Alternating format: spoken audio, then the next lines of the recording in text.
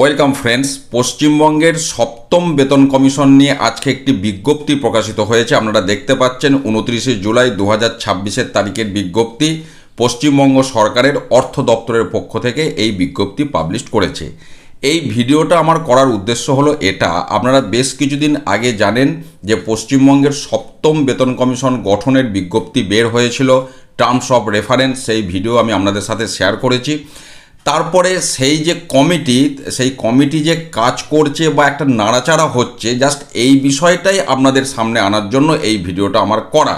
এবং এখানে যেটা বলতে চাইছি যে পশ্চিমবঙ্গের যে সপ্তম বেতন কমিশন যেটা গঠন হয়েছে, সেখানে একজন মেম্বারকে রিপ্লেস করা হলো।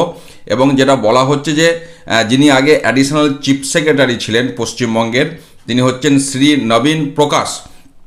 ওনাকে নতুন চেয়ারপারসন করা হলো। কার জায়গায়? না, in place of Shri Atanu Chakraborty. ওনাকে নতুন চেয়ারপারসন হিসাবে রিপ্লেস করা হলো একজনের পরিবর্তে।